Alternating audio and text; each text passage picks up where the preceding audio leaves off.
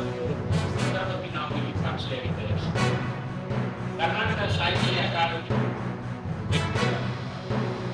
Shri Abraham ದೇಶಿರು ಅವರು ಈ ಸಭೆ ಅಧ್ಯಕ್ಷತೆಯನ್ನು ವಹಿಸಿದ್ದಾರೆ.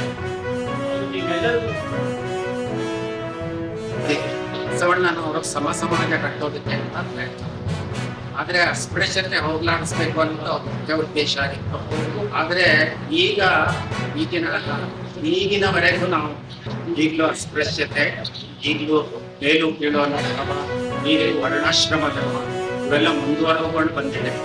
ನಾವು ವಿಶೇಷವಾಗಿ ಯುವ ಜನಾಂಗ ಈ ವಿಷಯದಲ್ಲಿ ತುಂಬಾ ಯೋಚನೆ ಮಾಡಿ ಒಂದು ಹೊಸ ಬದಲಾವಣೆ ಅಂತ ಕ್ರಾಂತಿಯನ್ನ 12ನೇ ಶತಮಾನದಲ್ಲಿ ಮಾಡಿದಂಥ ಒಬ್ಬ ಮಹಾನುಭಾವ. ಅಲ್ಲಿಯವರೆಗೆ ಕನ್ನಡದ ಮಣ್ಣಿನಲ್ಲಿ ಮೊಟ್ಟ ಮೊದಲ ಬಾರಿಗೆ ಇದೇ ಮಣ್ಣು, ಇದೇ ನೆಲ, ಇದೇ ಜಲ, ಇದೇ ಭಾಷೆಯನ್ನು ಬಳಸಿಕೊಂಡು ಸಮಾಜದ ಎಲ್ಲ ರಂಗಗಳಲ್ಲೂ ಒಂದು ಕ್ರಾಂತಿಕಾರಕ ಬದಲಾವಣೆಯನ್ನು ತಂದಂಥ ಕಾಲ 12ನೇ ಶತಮಾನ.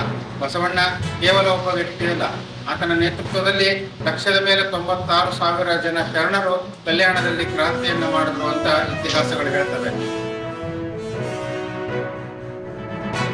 ಶಾಲಾ ಕಾಲೇಜು ವಿದ್ಯಾರ್ಥಿಗಳಿಗೆ ನಮ್ಮ ಭಾರತದ ಮೊದಲು ನಮ್ಮ ಕರ್ನಾಟಕದ ಕಲೆ, ಸಾಹಿತ್ಯ, ಸಂಸ್ಕೃತಿ, ಸಹಬಾಳ್ವೆ ಇತ್ಯಾದಿ ವಿಷಯಗಳು ಏನು ಒಂದು ದೇಶದಲ್ಲಿ ನಡೀತಾ ಇದೆ ಒಂದು ಭಾವನೆ, ಅದಕ್ಕೆ ತಡೆಗೋಡೆ ಹಾಕೋದಕ್ಕೋಸ್ಕರ ಮುಂದಿನ ಜನಾಂಗ ಇದನ್ನ ಪಾಲಿಸಬೇಡಿ, ನಿಜವಾಗಿಯೂ ನಾವೆಲ್ಲರೂ ಒಂದೇ ತಾಯಿಯ ಮಕ್ಕಳು, ಇಡೀ ಕರ್ನಾಟಕ ಅಥವಾ ಭಾರತದ ಜನಸಂಖ್ಯೆಯ ವೇದಿಕೆ ಭಾರತೀಯರು ಒಂದೇ ಸಂದೇಶವನ್ನ ನಮ್ಮ ಸಾಹಿತ್ಯ ಪರಂಪರೆ ಅನಾದಿಕಾಲದಿಂದ ಕಂಪನಿಯಿಂದ ಹಿಡಿದುವರೆಗೆ ಎಲ್ಲರೂ ಹೇಳ್ಕೊಂಡು ಬಂದಿದ್ದು ಅದಕ್ಕೆ.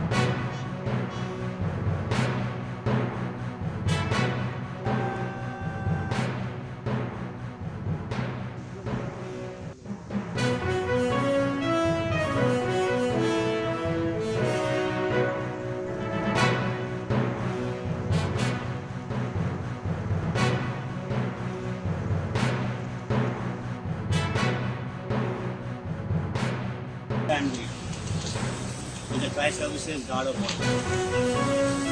I thank the three services as they fought tirelessly for it. With the conclusion of the guard of honor, I bid farewell to the colleagues in uniform, comrades in arms. I just laid the wreath on the war memorial for the last time in uniform, as a humble tribute to those who laid down their lives in the line of duty. After the wreath laying, I was welcomed by my friends, relatives and well-wishers. This is symbolic of my transiting from uniform to a civilian life.